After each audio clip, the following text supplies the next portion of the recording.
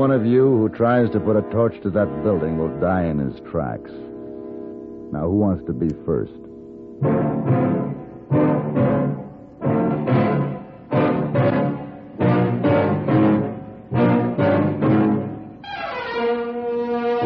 Have Gun, Will Travel. Starring Mr. John Dehner as Paladin.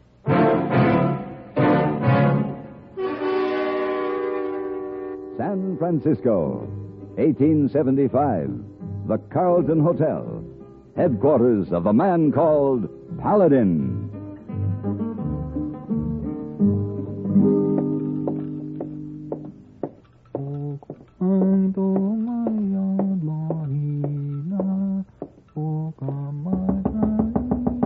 Come in.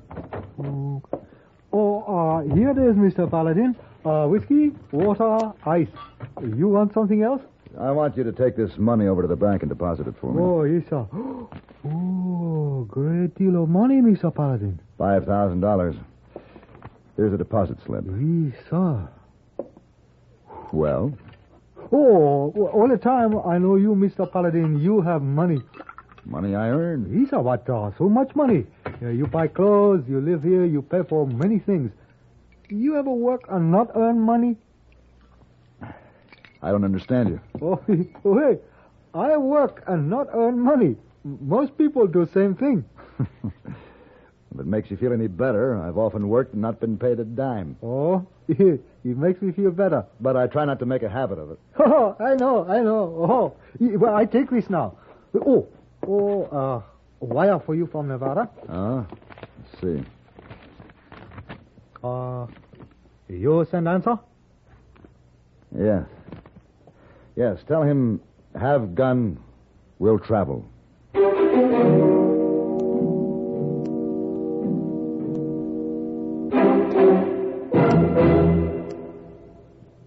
If dandruff dulls your hair, leaves your scalp itchy, please listen.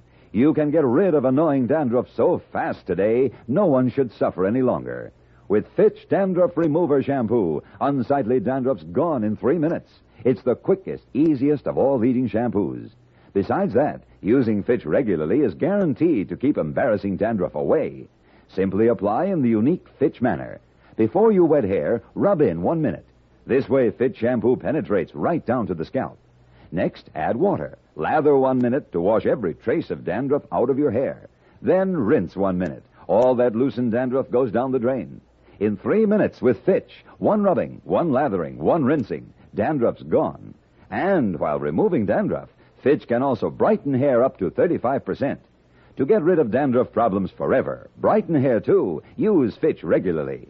Get Fitch Dandruff Remover Shampoo today, only 59 cents.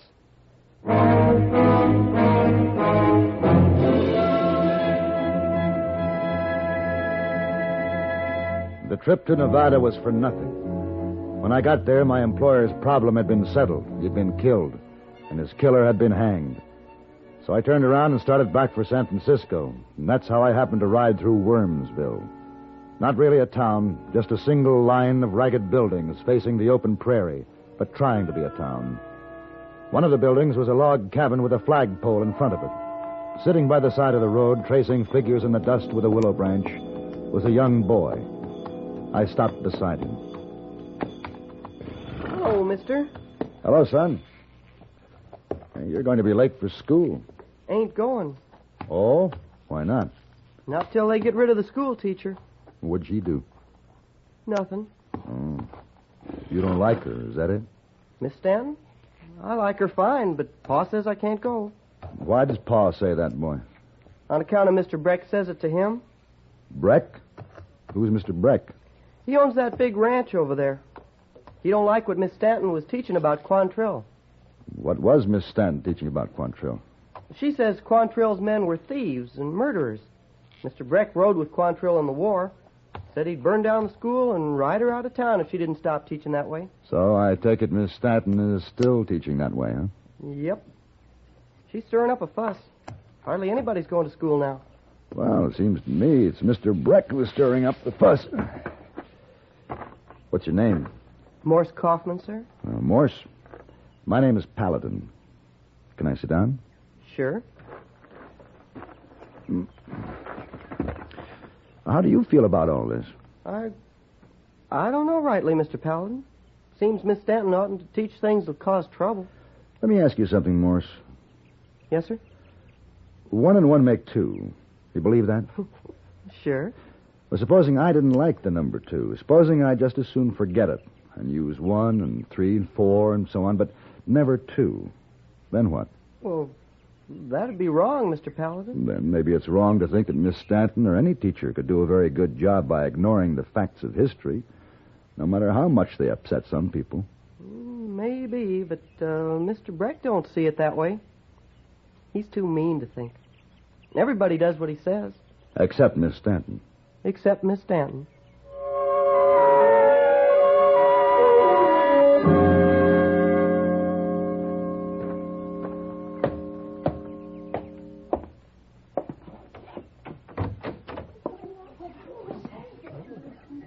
You wish to see me? Yes. May I speak to you alone, Miss Stanton? Miss Grubb, will you kindly come up here and sit at my desk? The rest of you go right on with your reading. After you've finished page 18 in McGuffey, then you may work on your slates. This way, young man.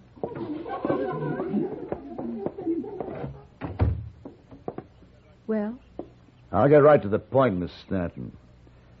I don't like what you've been teaching about the Jayhawkers. The Jayhawkers? Kansas, Missouri patriots that organized to fight for the Union on the border. I hear you've been teaching that they committed a good many vicious and unprincipled acts. Is that true? Mr. Breck doesn't want me to teach about Quantrill and his atrocities. And now you, whoever you are, don't want me to teach of the Jayhawkers' atrocities, merely because they were on the Union side. Young men, I will teach the truth as it is, and not as you or Mr. Breck would like it to be. Good for you, Miss Stanton. What? I just wanted to see if you were telling both sides of the story. Who are you, mister? My name is Paladin. Here's my card. Well, I don't understand. Who hired you? No one's hired me. I still don't understand, Mr. Paladin. Miss Stanton, is anyone in this town on your side? No, I'm afraid not. I used to have 18 pupils. You saw the handful in there. Tomorrow there'll be even less. Mr. Paladin, I can't pay you for anything. Oh, no. I don't want pay. Just to say that this is something I want to do. You don't know what you're getting into. Breck, all his gunmen. I've heard about him. There isn't anyone who'll face up to him. If this is going to be settled by guns, you have at least one on your side. Guns? Oh, Mr. Paladin, there must be no fighting. Not over me. You're a teacher. That makes you very special. Without teachers, every generation would have to start all over again, learning from the beginning. No, Miss Stanton, you're very much worth fighting over. You're a teacher. Thank you, Mr. Paladin. I needed someone to say that. I really did.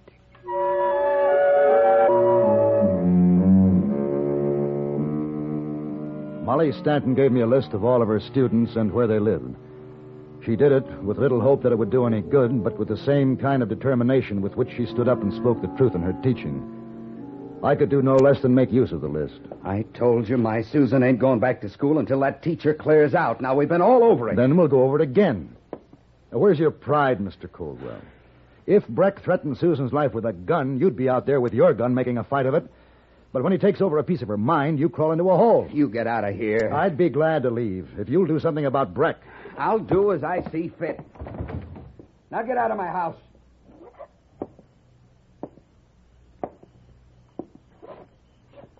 Mr. Coldwell, adults sometimes forget that children are learning all the time. Your Susan learns not only by what you tell her, but by the way you live. What do you suppose she's learning right now? Get out!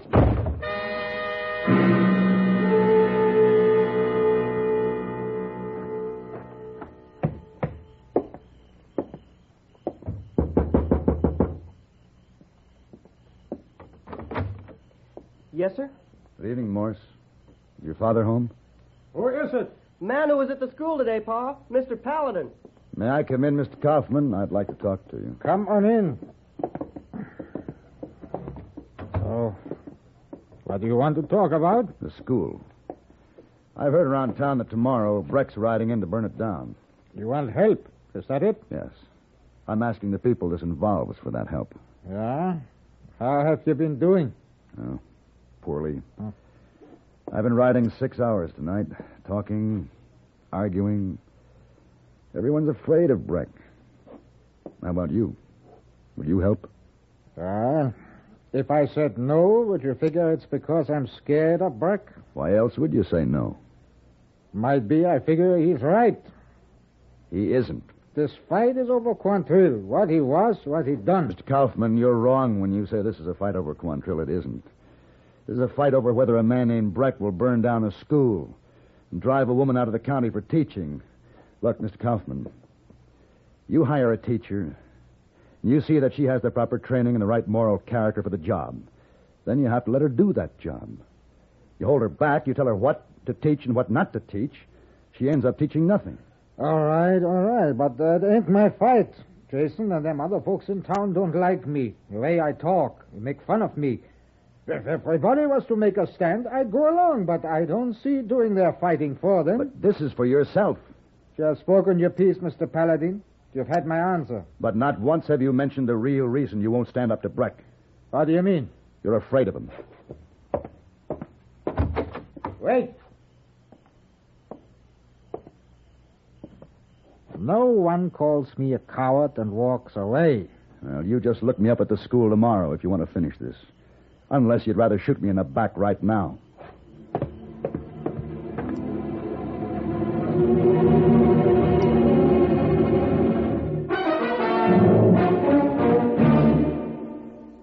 Our cat has 9 lives.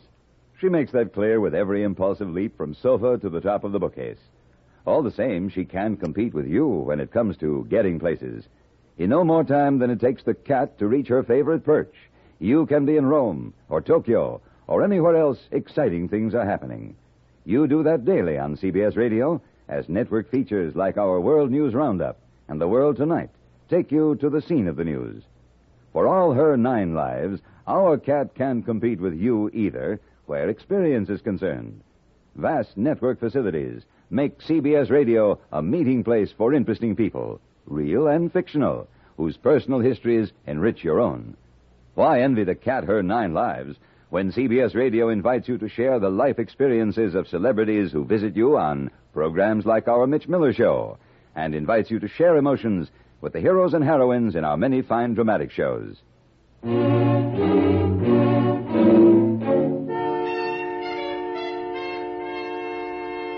The next morning, Molly Stanton appeared at the school 15 minutes before class was scheduled to begin. She tidied her desk, made notes for the day, then stepped out into the yard and rang the bell. But there was no one to ring it for. No students, no parents. There's our support, Mr. Paladin. Then we'll meet Breck by ourselves. Why? What for? What am I fighting about? They're not my children. Those people don't care. Why should I? Because you do care. You care for the children, your own integrity. They just want their children here, out from underfoot. I'm sorry I'm late, Miss Stanton. Well, you've certainly been a stranger, Susan. Go on now, get to your desk. You have 2 weeks' work to catch up on. Yes, ma'am. You see, Miss Stanton? You were wrong. Somebody does care. Mr. Paladin, look. I see them. I'll wait here with you. No. Now, you go on in and run your school. Well, good luck.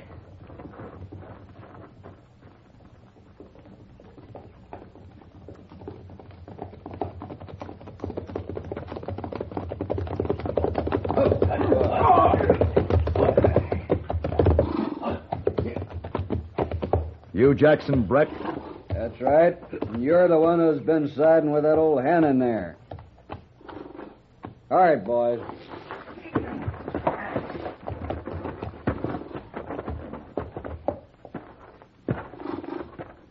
I got enough men to do the job that's got to be done. You can see that, stranger. I can see. But you're going to try to stop me? That's the idea. You're a fool. Get that gun of his. Now, hold it, Cooley.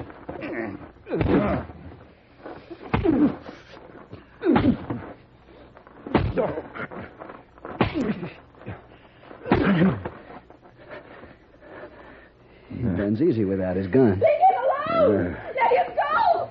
Mr. Paladin, Mr. Paladin. You see all the trouble you went and caused? You're an animal. You should have packed your things, teacher. Now they'll just have to burn up with the school. You kid, give me that book. No. Leave that child alone. I ain't gonna hurt the kid. I just want the book. Make a good torch. Yeah, you see? Burns pretty good. Don't do it, Breck. Oh, I'm gonna do it all right. Burns real nice, don't it? Here, Cooley, toss it inside. Ought to start the whole place off. Give me my book. Get away, kid. Leave her alone, Breck. What? It's my daughter. You leave her alone. Jason, put that rifle away. Don't nobody make a move. I'll kill the first man who does. Cooley, move around behind him. Don't you try it, Cooley. I mean what I say. You're going to be sorry for this, Jason. Turn on your friends like you are, we'll remember, and you'll be sorry. Hold it, Frank. Hold up there. Oh, Walter Kaufman come to join the fun. That's just one more for you to worry about, Jason. What's going on here? What is a gun for, Jason? I changed my mind, Kaufman. I ain't with Breck no more. That's so? And I'll tell you, just like I told him, one false move from anybody and I fire. Jason, I got a score to settle. I told you he'd be on our side, Jason. I didn't say I was on any side. Cooley, give Paladin back his gun. What? Give it to him, Cooley. Give it to him or Jason and I'll start shooting.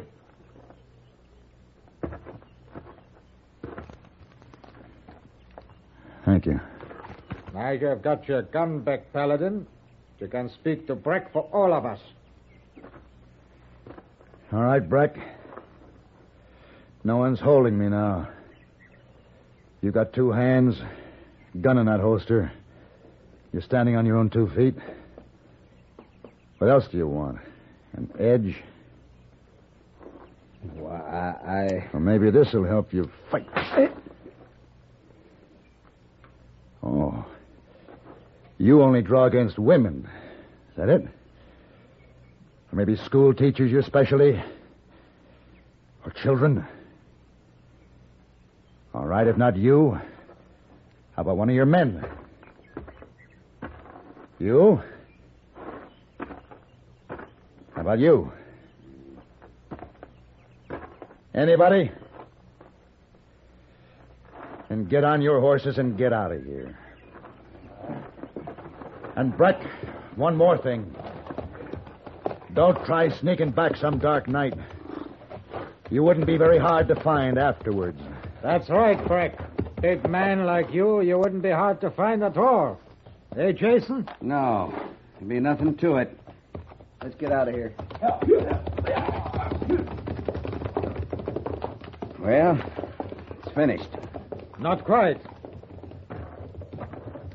Paladin, last night you called me a coward. Yes, I did. Why? I wanted you mad enough so you'd think about what I said. It made me think. That is for sure. I never thought you were a coward, Mr. Kaufman. I knew you were afraid. I knew what you were afraid of. That you'd fight for Jason here and his friends, and afterwards they'd just laugh at you for being a fool. And I might have, too, Walter. I was proud about all the wrong things. Like you having an accent and me not. Then when I saw Breck going after Susan, well, maybe that's what helped me get things straight. I'm glad. Well, now, isn't it time to get the children back to school?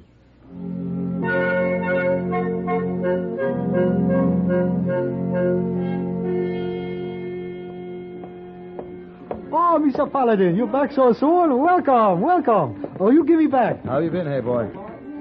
Anything happened while I was gone? Oh, yes, many things happen. Ship blow up in harbor, streetcar break chain and run downhill, man chase wife through street with butcher knife. Many things happen. Oh, yes, sir. Well, I suppose I mean, did anything good happen? Oh, you let me think, Mr. Paladin. No. I beg your pardon. What? My name is Frances. Has anyone paged my name in the lobby in the last few minutes? Not since we've been here, Mrs. Francis. It's Miss. Oh, I beg your pardon, Miss Francis. Allow me to introduce myself. My name is Paladin. How do you do? You're staying here at the hotel? Why, yes. I registered yesterday. And, are you staying long? That depends. I might stay indefinitely if I find San Francisco interesting. I'm certain that you will find it that way. Really, Mr. Paladin? With my help, of course. How nice. Shall we say 8 o'clock? How very nice. Yes. Until then? Until 8 o'clock. I'll be looking forward to it. Hey, boy. Yes, sir. You lied. I lie? Oh, no, Mr. Paladin, I don't lie. Something very good did happen while I was away.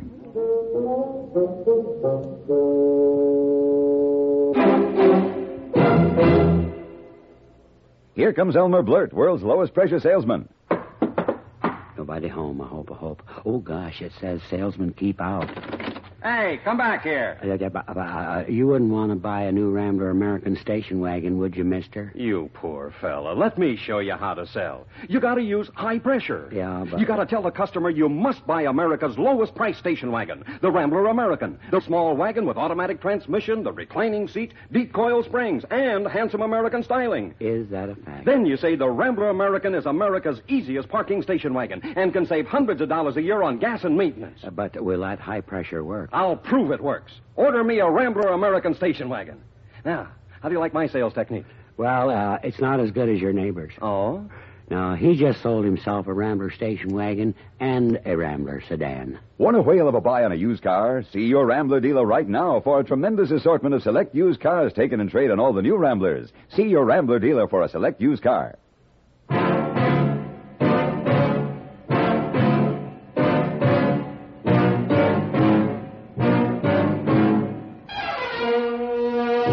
Have Gun, Will Travel.